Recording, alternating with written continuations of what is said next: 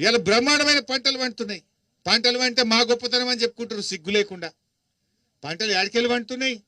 చెరువులు బాగా చేయడం వల్ల, పూడికతీత తీయడం వల్ల, భూగర్భ జలాలు పెరగడం వల్ల, బోరు బావుల్లో ఊట పెరగడం వల్ల 2 పంటలు బ్రహ్మాండంగా పండుతున్నాయి. చెక్ డ్యాములు కట్టడం వల్ల గ్రౌండ్ వాటర్ టేబుల్ పెరిగింది. మేం చెప్పలే, గవర్నమెంట్ ఆఫ్ ఇండియా రిపోర్ట్ ఇచ్చింది.